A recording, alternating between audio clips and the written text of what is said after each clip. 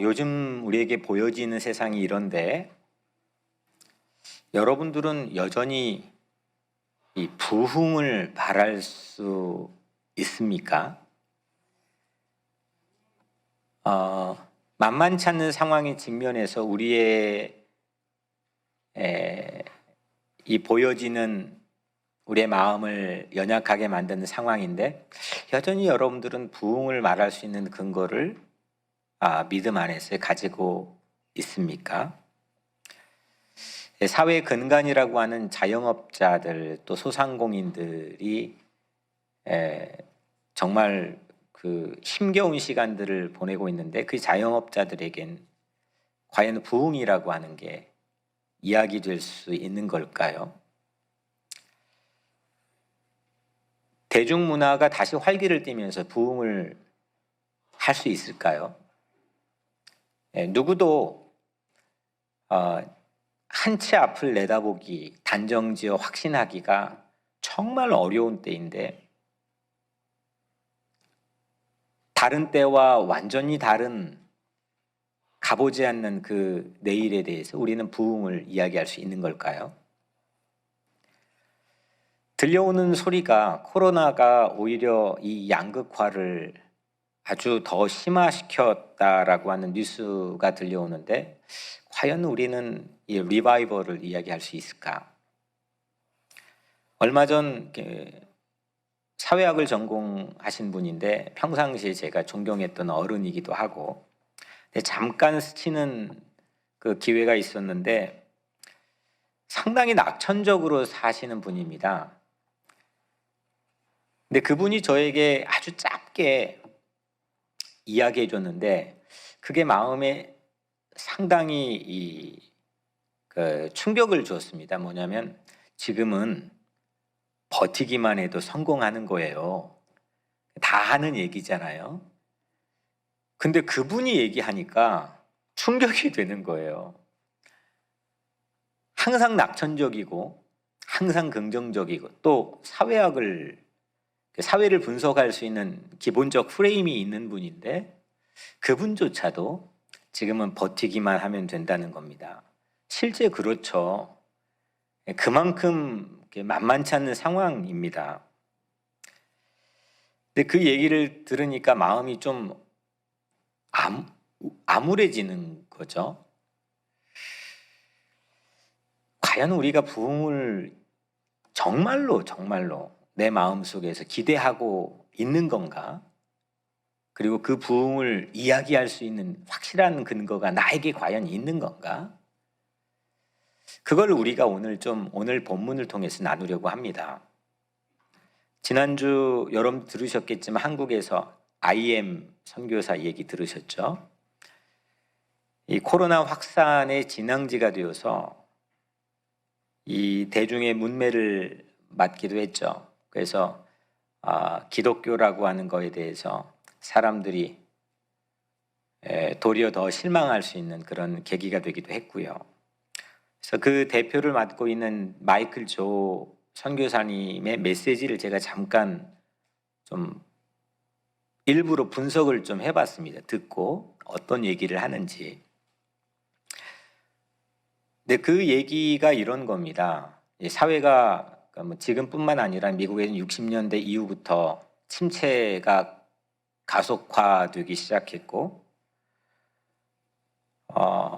어려워지기 시작했는데 그 가장 주된 원인은 교회가 위기에 빠지고 침체된 것이다. 그래서 바꾸어 말하면 교회가 부흥하면 사회가 다시금 부흥할 수 있는 시발점 역할을 하게 된다. 고로 그 IM 선교사가 내는 하나의 그 대안은 교회 부흥과 사회 부흥의 연결고리로 다음 세대의 영어 교육과 신앙 교육을 하는 것이 가장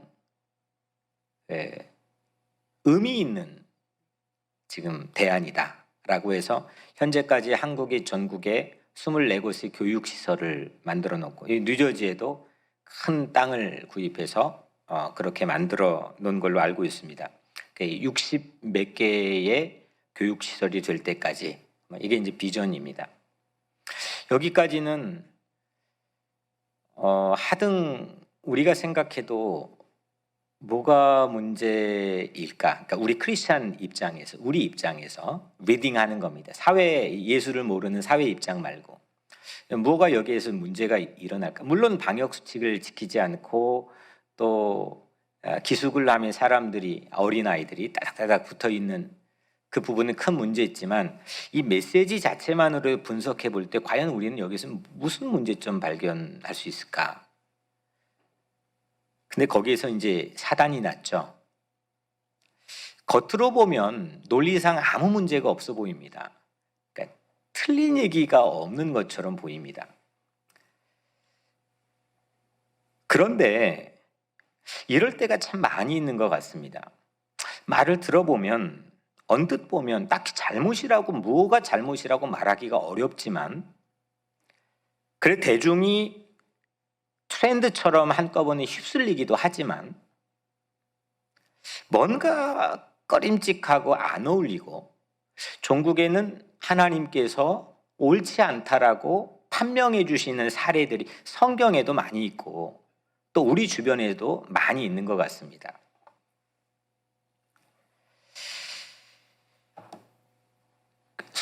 그래서 손쉽게 속아 넘어가는 거죠.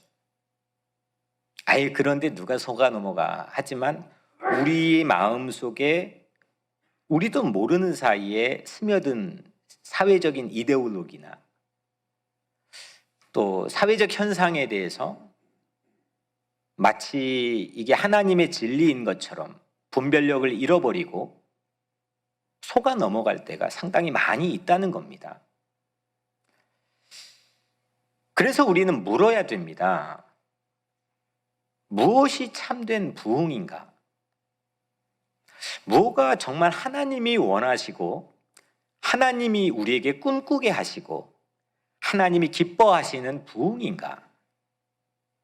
우리는 어떤 갈망을, 어떤 이 부흥을 갈망해야 되는 건가? 어떤 환경에도 굴하지 않고 그 부흥을 향해서 우리 각자의 모든 삶의 전심전력을 다해야 되는 건가? 여전히 부흥이 진짜 가능한 건가? 내 안에서 그 부흥을 열망하고 있는가? 이거에 대해서 하나님께서는 오늘 우리에게 자문하기를 원하시는 것 같습니다. 오늘은 사무엘상 22장을 읽었는데요. 앞으로 조금 몇 장만 가면 사무엘상 17장에 아주 획기적인 역사적인 부흥의 기반이 마련이 됩니다. 도무지 이길 것 같지 않았던, 이건 진짜 명백하게 패색이 짙었던 이스라엘 군과 또 그 앞에 섰던 조그만한 목동이었던 다윗이 골리앗을 이겼습니다. 게임이 되지 않는 상황이었는데 이겼습니다. 누가 봐도 단연코 이 부흥의 전조가 마련된 겁니다. 그런데 그렇게 실제 됐습니까? 그렇게 되지 않았습니다. 이 사무엘상 17장에서 골리앗을 이기는 놀라운 부흥의 전조 사건이 현상이 일어났지만 바로 그 다음 장인 18장에서 사울 왕이 다윗을 시기하기 시작합니다. 질투하기 시작합니다. 그래서 이 18장부터 19장, 20장, 오늘 22장 거쳐가지고 사무엘상의 마지막 챕터인 31장에서 사울 왕이 자결할 때까지 이 긴 13장의 기간 동안 다윗은 도망자로 살아갑니다. 무려 10년 동안이나 도망자로 피해 다닙니다. 쫓겨 다닙니다. 성경에 소개하고 있는 장소만, 이 도망지의 장소만 14곳인데 기브아, 라마, 높, 가드, 아둘람 동굴, 오늘 아둘람 동굴, 미스베 헤레스풀 그일라 10광야, 마온 황무지, 엔게디 바란 광야, 갈멜 시글락, 이 거의 대부분 황무지고 광야 사막입니다. 여기 10년 동안이나 떠돌아다닙니다.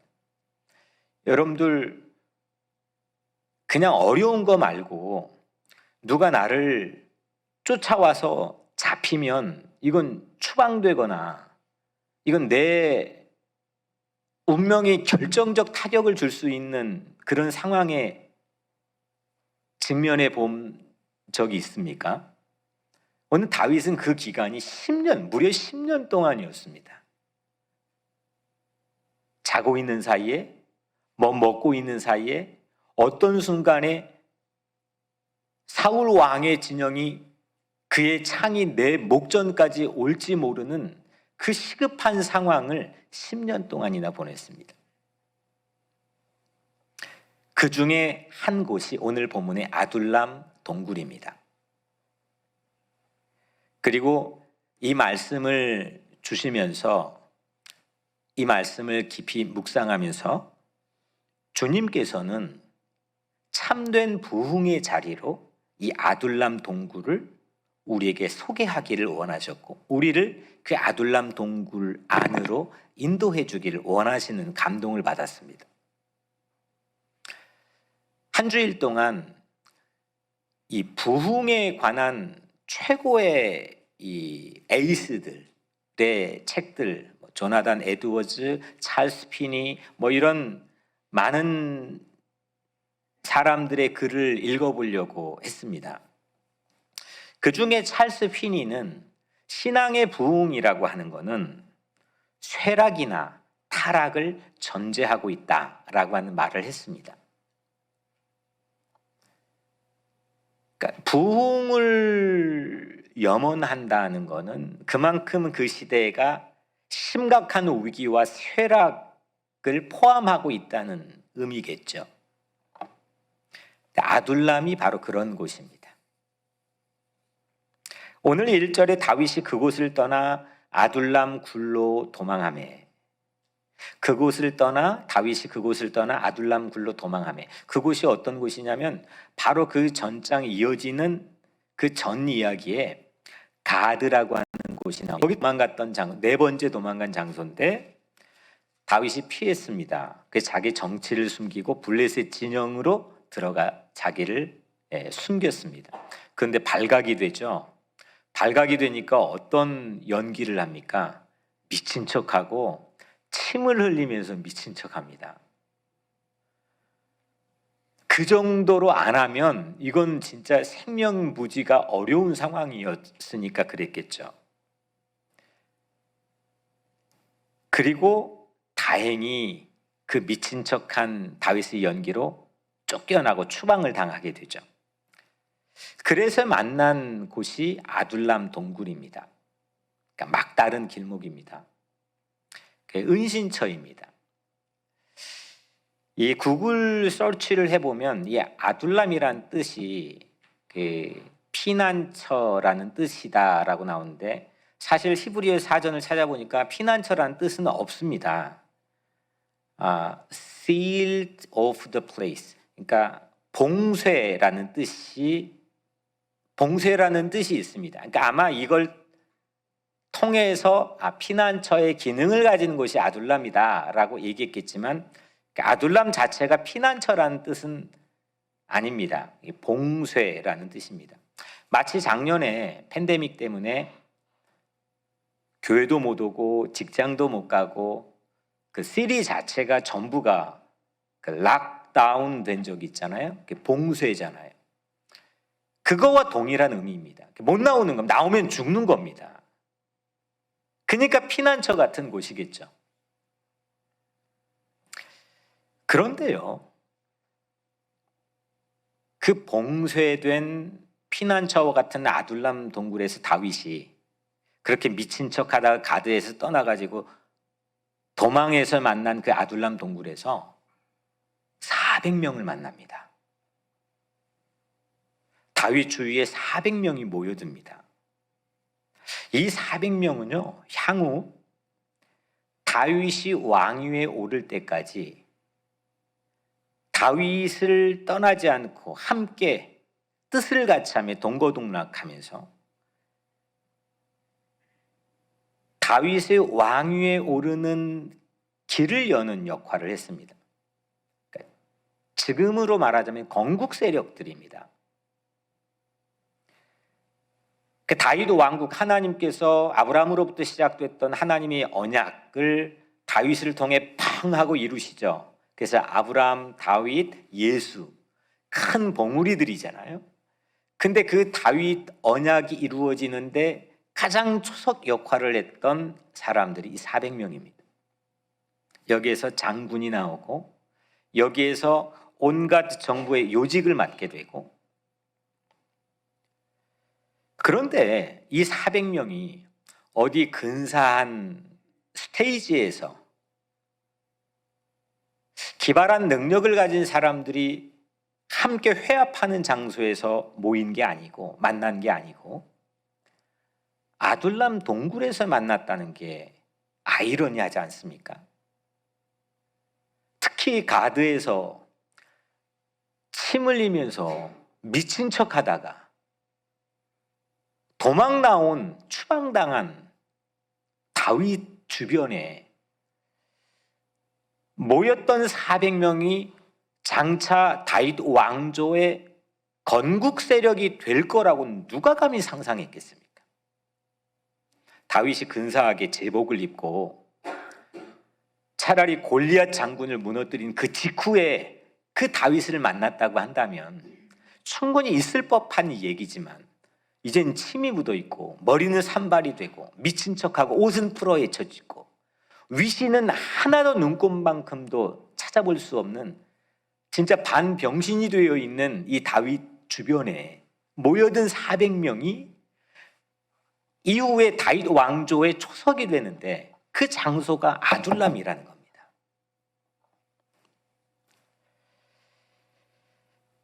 피난처가 향후 국가의 기틀을 세우는 장소가 된 거죠.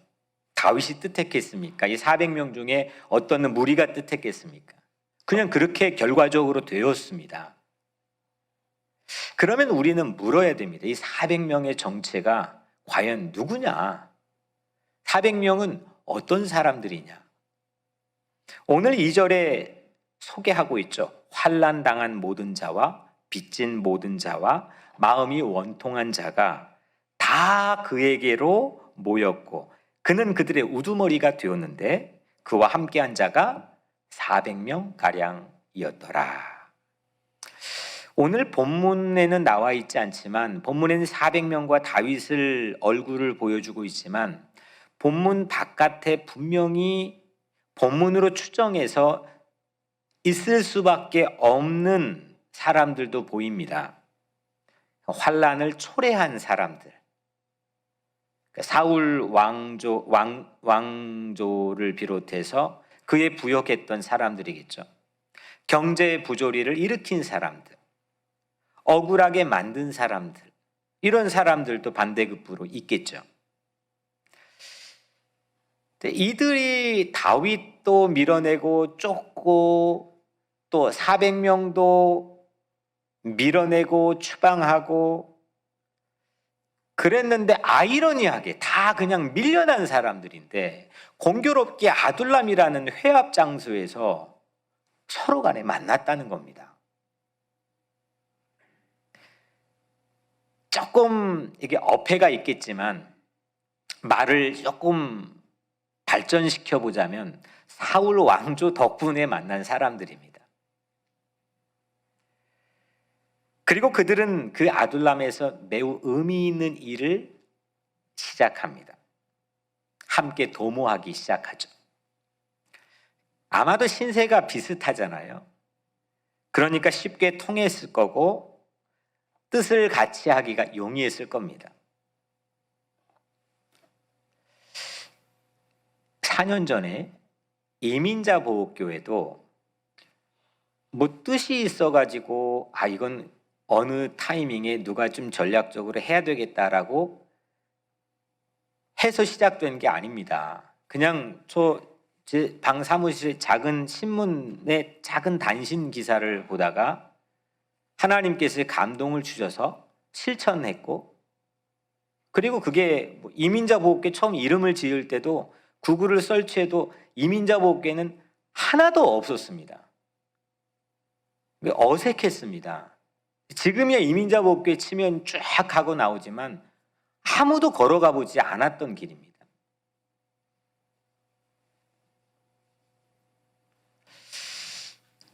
위기에서 하나님의 일을 하게 한 아둘람 같은 곳, 그곳이 저는 이민자 보호교회라고 생각합니다. 추방이라고 하는 이슈로 모였는데 나라를 꿈꿨습니다. 킹덤, 하나님의 나라를 꿈꿨습니다. 이민자 보호교회라고 하는 그 이름을 장명할 때 뭘로 할까? 이민자 보호교회를 지어놓고 이보교라고 하는 줄임말을 할 때도 이게 어울리나? 뭐 갑론을박이 있었고 이야기가 있었는데 여튼 이민자 보호교회 공식 명칭으로는 코리안 아메리칸 생츄리 처치 네트워크입니다. 근데 거기에 중요한 두 단어가 생츄리 처치입니다. 생츄리라고 하는 말은 이 미국 교회, 저도 이 다른 이 노회나 이런 교회 가면 오래된 교회는 예배당 들어간 입구에 sanctuary 이렇게 써 있습니다. 보통 예배당, 예배 드리는 곳, 교회 할 때 우리에게는 익숙한 말이 sanctuary죠.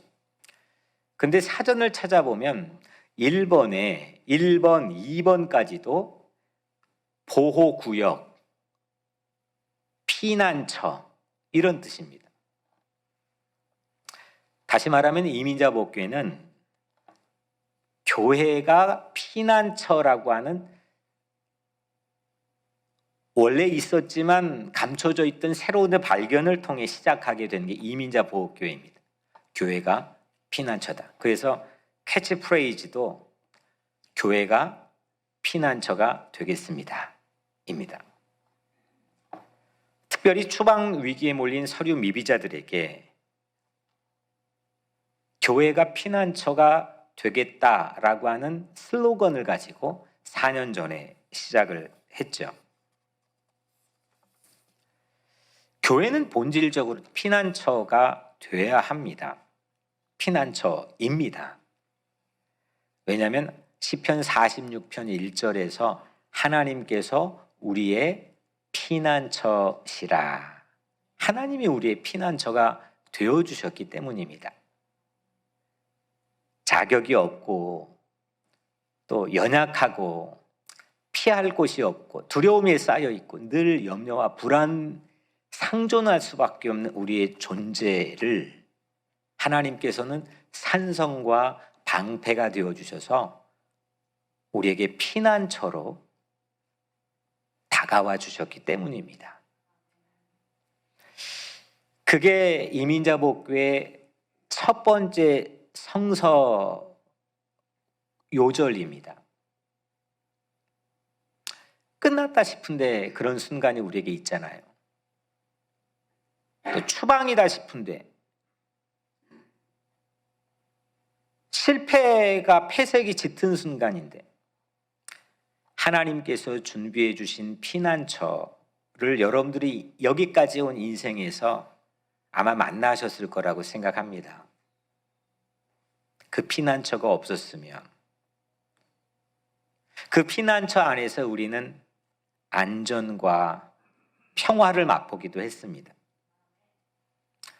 이거를 깨닫고 믿고 어떤 환경과 어떤 상황에서도 신뢰하고 믿는 것이 기독교 신앙의 은혜라고 우리는 고백하죠.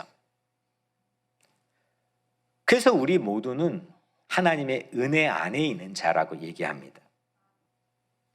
교회라고 하는 것, 지금은 이민자 보호교회처럼 지금은 다 교회, church, ecclesia 이렇게 이름을 붙여서 너무 익숙해져 있지만 처음에 예루살렘의 마가다락방에서 성령이 임하며 시작된 교회, 그때 교회라고 하는 말은 상당히 생소하고 낯설고 많은 사람들에게 익숙하지 않는 말이었죠. 근데 그때의 교회 처음 시작, 그 시작은 로마 제국의 심각한 핍박과 박해로 전부 쫓겨다니고 전부 추방당했던 사람들입니다. 그래서 급기야 그들이 대다수가 도망간 곳이 공동묘지였지 않습니까? 카타콤이라고 하는 공동묘지로 들어갔습니다. 지하 2층, 3층으로 만들어 놓고 거기에 200년을 버텼습니다.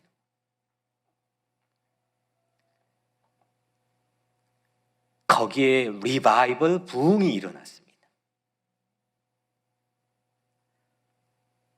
아둘람 같은 피난처와 같은 그 카타콤의 교회 안에서 부흥이 일어났어요. 그게 교회였습니다.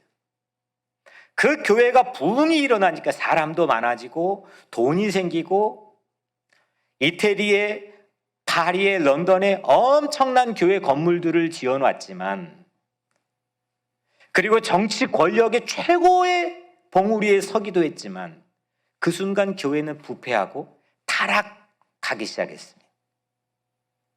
피난처의 기능을 잃어버리기 시작했습니다.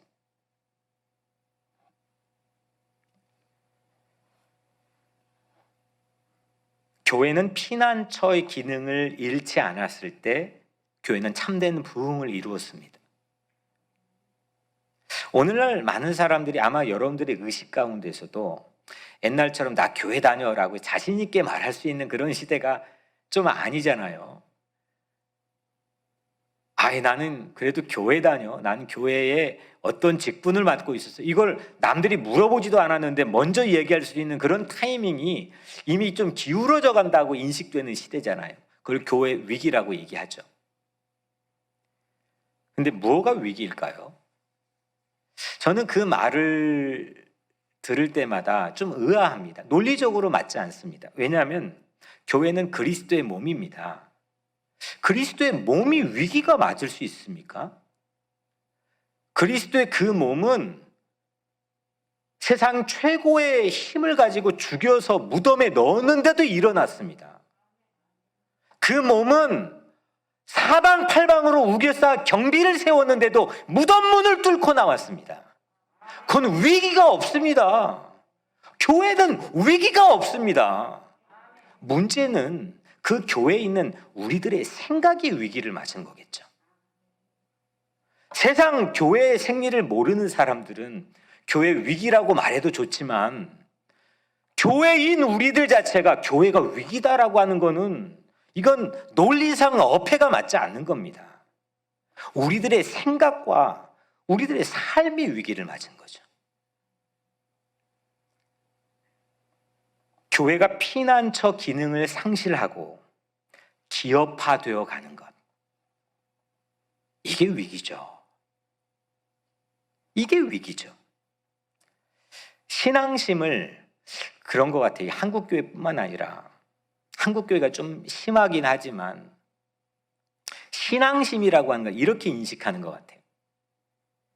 마치 순위를 매겨야 되는 것처럼 강박관념을 가지고 있어요. 이 교회 안의 경쟁심이라는 게 사회 못지 않습니다. 아니, 때로는 사회보다 더 월등합니다. 내가 더 잘해야 신앙이 좋은 거고, 내가 더 빨라야 신앙이 더 좋은 거고, 누가 그렇게 기준을 말했습니까? 근데 그렇게 다들 생각합니다. 사회적 논리를 더 개발시키고, 더 기술화해야 돼가지고, 이 교회 안에서 그 경쟁 심리와 승부욕이 거의 가히 추종을 불허합니다. 모든 스탠다드가 큰 교회, 많이 모여야 되고 목회자의 마치 야망을 충족시켜 줘야 되는 어떤 대리체처럼 교회가 여겨져 버리고 성도들은 거기에 전부 다 똑같이 따라가 버리고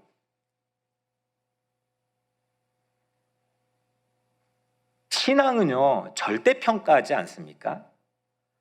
이런 거죠. 우리 조윤숙 집사님 남편이 이정석 집사님보다 신앙이 더 좋아. 그러니까 하나님이 패스 이렇게 합니까? 누구랑 비교해가지고 더 좋고 더 나쁜 것 때문에 판단합니까? 상대적 평가로 우리를 하나님 판단하지 않아요. 절대평가죠. 그냥 대학교처럼 A, B, C, D F 학점 몇 명씩 포션을 나눠가지고 얘보단 낫기 때문에 A를 주는 게 아니고 코람데오라고 하죠. 하나님 앞에 서는 겁니다. 그냥 1대1인 거죠.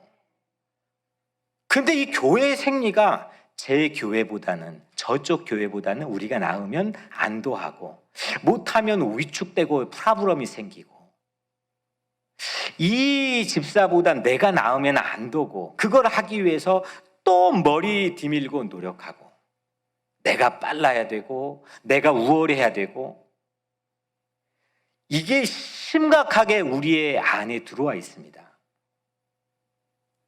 이건 신앙이 아닙니다. 신앙은 상대평가가 아니라 절대평가입니다. 근데 그 절대평가, 예수 그리스도의 피를 통해서는 누구를 막론하고 전부 all A를 줄 수도 있다는 게 하나님의 결정이었습니다. 믿음을 통해서는 누구를 막론하고 B도 없고 C도 없고 낙제도 없는 전부 all A를 맞을 수도 있다는 겁니다. 저 어렸을 때 부흥회 참석하면 부흥회 강사님이 천국에 가면 누구는 개털 모자 입고 누구는 왕관 쓰고, 난 그 얘기 듣고 처음에는 야 나도 야 왕관 써야지. 근데 이거는 천국의 논리상 맞지 않습니다. 천국에 서열화가 있다면 그건 천국이 아닌 거죠. 언제 성경에서 예수님이 우리에게 천국의 서열화를 얘기했습니까? 마태복음 18장에 제자들이 예수님께 물어보죠. 천국에서는 누가 큽니까? 그러니까 예수님이 예껏 하고 그 중에 어린아이 한 명을 데려다가 그들 앞에 세우고, 이 어린아이와 같지 아니하면 천국에 결단코 들어가지 못한다 했어요. 다시 말하면 야 너희들 머릿속에 받쳐있는 승부욕, 경쟁심리, 이 서열화되어 있는 이거 가지고는 안 돼. 하나님 앞에서 나를 낮추고 비워 오직 예수 그리스도의 이 공로를 통해서 들어갈 수 있는 곳이 천국이라는 겁니다. 그 마음을 우리 교회가 회복해야 되는 거죠.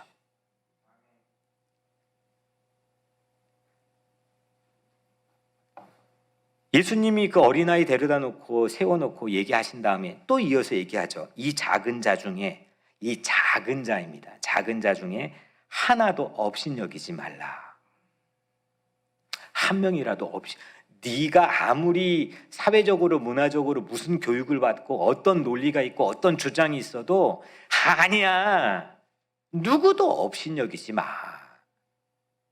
여기는 경쟁하는 곳이 아니야. 서열화되어 있는 곳이 아니야. 목사라고 대접받고 장로라고 대접받고 그런 곳 아니야. 모두가 똑같은 곳이야. 경쟁심이 아닌 낮은 마음, 그 빈 마음으로 가는 곳이 천국인 거죠. 이게 아니 예수님이 누가 이게 경쟁에서 이겨가지고 상대평가로 그 길을 갈 수 있다고 성경에 한 구절, 한 단어라도 나온 게 있으면 좀 알려주시라고. 아니 우리 이거 보고 해야지 뉴스 보고 하는 게 아니잖아요. 지금 우리는 세상은 가끔가다 이민자 복교에다가 세상 논리를 가져오기도 해요. 왜냐하면 그 예수 안 믿는 분들도 계시기도 하고 그러니까. 근데 변호사건 누구건 아니 이게 만왕의 왕이신 하나님께서 하는 뜻을 가지고 모여있는 공간입니다. 하나님의 뜻을 우리가 누구도 정확히 알 길은 없지만 여기 보고 나가야 되는 겁니다. 저도 다 모를 때가 있죠. 아니 때로는 하나도 모를 때도 있죠. 실수할 때도 있죠. 사람인데요. 근데 그렇게 우리는 똑같이 하나님 앞에 어린아이처럼 그래 모르죠. 실수할 수 있죠. 이 마음으로 모여있는 곳이 아둘람 동굴이라는 겁니다. 교회는 그래야 되는 거죠. 장발장 얘기 아시죠? 장발장. 교회 들어왔는데 교회에서 신부님 몰래 훔쳤는데 신부님이 눈 감아주잖아요. 교회는 장발장들이 모여들어야죠. 그게 한 사람이어도.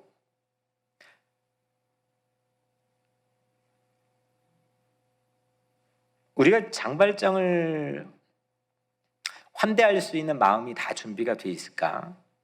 그런 시스템이 마련되어 있을까? 저부터도 퀘스천 마크가 많아요. 뭐 이민자 복귀 뭐 이런 거 한다 하지만 실제 우리가 정말 예수님처럼 피난처의 기능을 늘 유지하고 그렇게 환대하는 영성을 가지고 살고 있는가? 오늘 말씀을 준비하면서도 참 마음속에 찔림이 되는 부분들도 많이 있죠.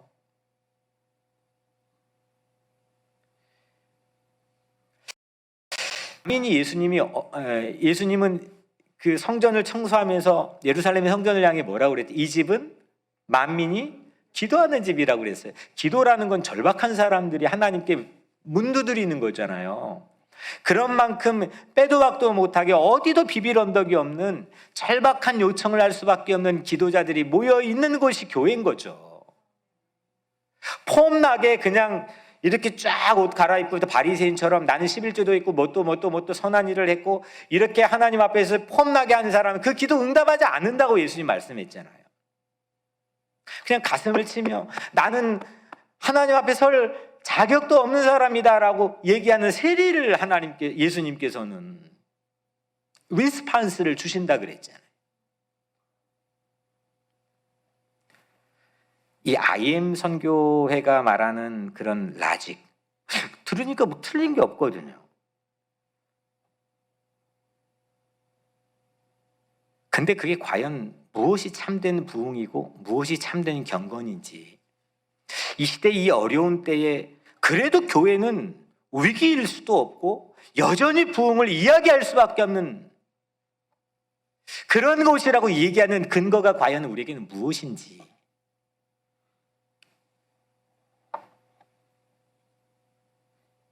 그래서 우리 교회는 아둘람이 모였던 400명이 모여들어야 됩니다. 실제 넘버도 한 400명까지 모여들었으면 좋겠고 그 400명의 정체가 어떤 사람인지 그렇게 우리는 문을 열어놓고 환대할 준비가 되어 있는지 폼만 잡고 있는 건 아닌지. 교회는 우리 권력을 확인하는 곳이 아니잖아요. 교회는 하나님의 주권을 체험하는 곳이에요. 그 하나님의 놀라운 주권 아래에서 하나님의 피난처를 누리는 곳이 교회잖아요. 교회는 또 남들보다 무엇보다 더 우월하기 위해서 그 권력을 확인하는 그런 것도 아니에요.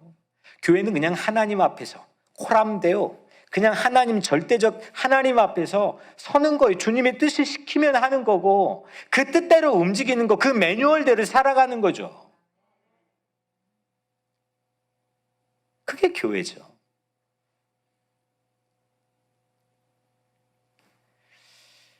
만만치는 않습니다. 이게 듣기는 쉬워도 실제 내 생각을 교정해가지고 확 바꿔버리면 그때부터는 자유입니다. 진리 안에서는 놀라운 자유가 일어나고 놀라운 담대함이 일어나고 용기가 일어납니다. 이 400명은 아둘람에서 그랬던 거죠. 환난당한 자, 빚진 자, 원통한 자가 교회에서 함께 모여야 됩니다. 이게 교회의 부흥입니다. 예수님 표현으로 하자면 누가복음 10장에 나와 있는 강도 만난 이웃이 있잖아요. 강도 만난 이웃인데 누가 도와줬죠? 제사장이 도와줬어요? 아니 저 같은 제사장이 목사 같은 제사장이 그냥 창피하잖아요. 레위인도 그냥 지나갔어요. 왼수 같은 선한 사마리아 사람이 그걸 갖다가 자기 것 해가지고 싸매주고 해가지고 나귀에 태워서 어디에 데리고 갔죠? 여관에 데리고 갔죠. 주막에 데리고 갔단 말이에요. 교회가 아둘람화 되어야 된다는 것은 예수님의 표현을 빌리자면 교회는 그 선한 사마리아가 찾아갔던 강도 만난 자가 데리고 찾아갔던 주막 교회가 되어야죠.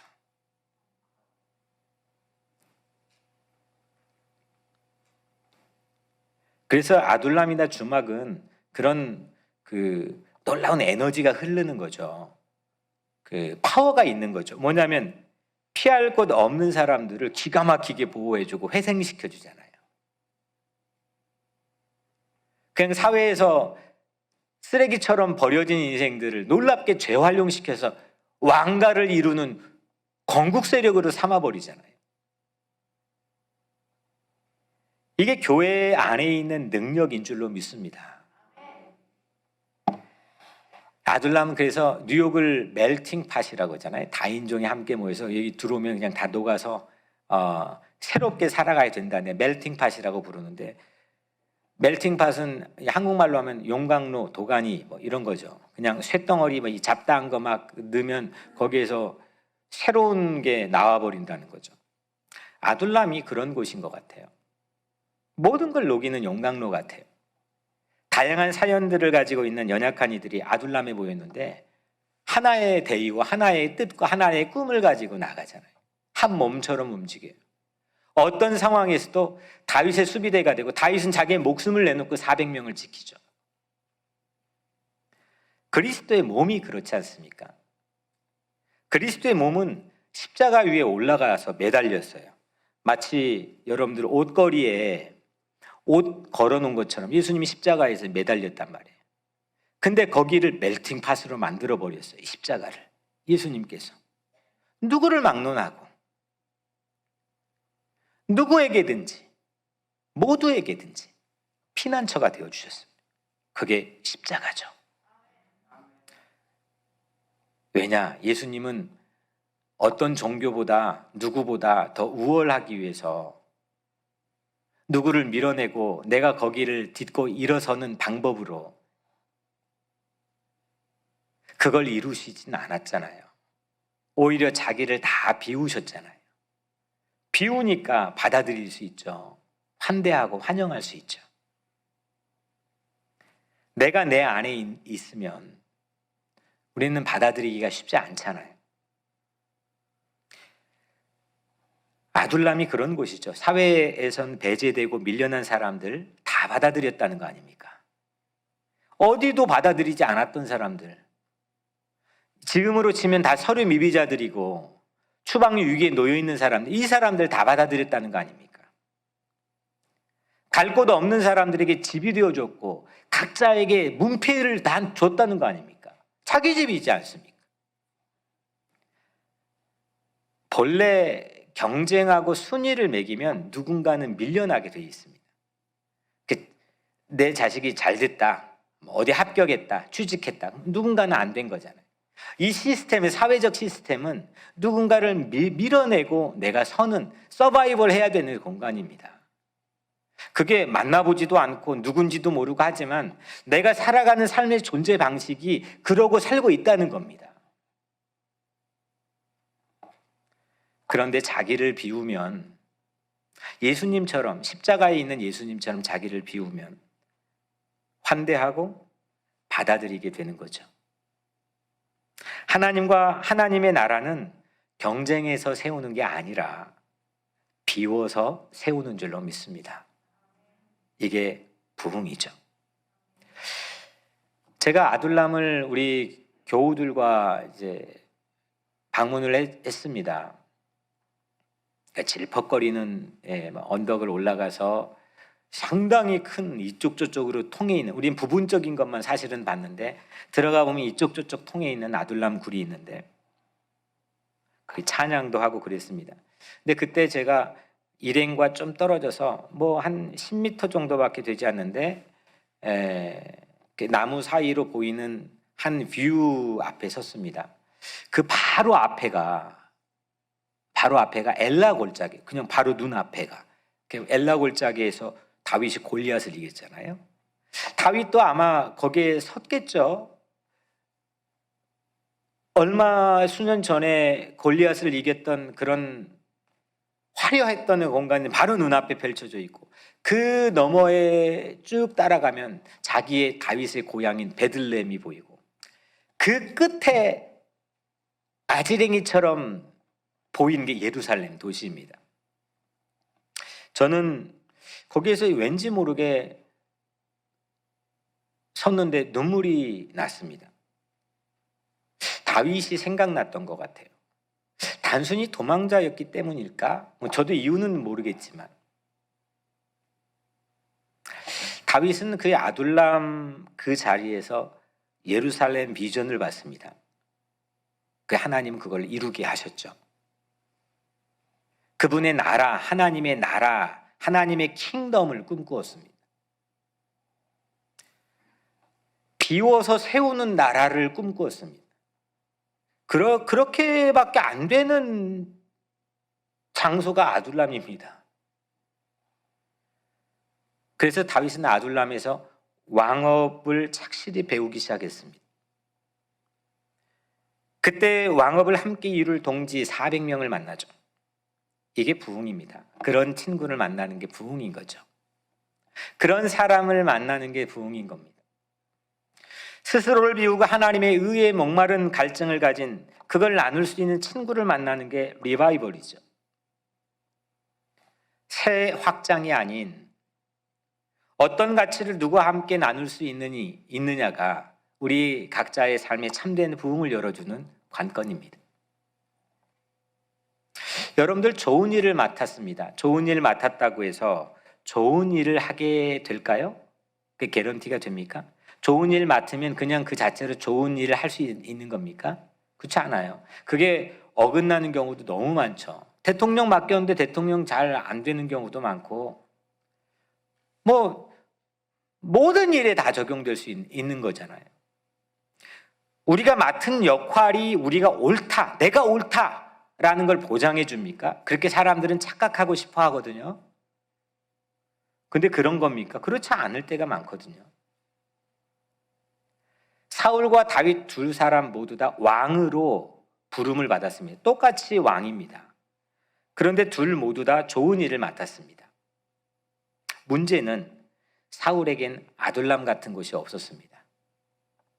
피난처를 섬길 곳이 사울에게는 없었습니다. 그리고 다윗에게는 있었습니다. 사울은 똑같은 일을 맡았지만 둘 다 똑같은 일을 사울은 실패했고 다윗은 성공했습니다. 다윗은 같은 도망자 신세인 400명을 아둘람에서 만났죠. 함께 왕의 일을 꿈꾸며 배우기 시작했죠. 논리가 맞는 것 같은데 틀린 건 없는 것 같은데 하나님 보시기에 명백하게 틀린 게 너무 많이 있다는 거죠. 사울왕처럼 멋있는 사람 없다 그러잖아요, 성경에서. 근데 다 맞는 것 같은데 그가 양 한 마리 뒤에 숨겼다는 게 스스로도 뭐가 어떤 논리가 틀리냐고 생각을 하잖아요, 사울왕이. 다 맞는 것 같은데 근데 하나님 보시기에는 명백하게 틀렸다 그러잖아요.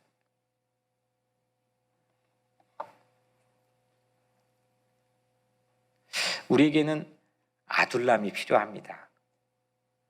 뉴욕 우리 교회는 아둘람화 되어야 되는 줄로 믿습니다. 여전히 우리도 부족하고 또 여전히 우리도 연약한 건데 많이 있지만 오늘 주신 말씀으로 우리 교회가 리노베이션 됐으면 좋겠습니다.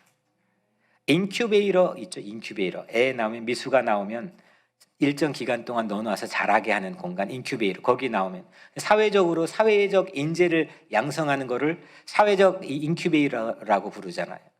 우리 교회가 인큐베이터가 되었으면 좋겠습니다. 영적인 인큐베이터.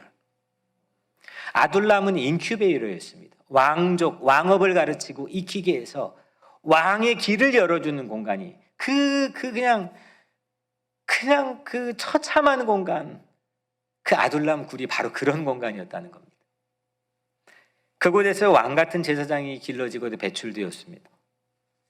왕 같은 제사장 수업을 할 수 있는 클래스룸이 저는 우리 교회가 되기를 축복합니다.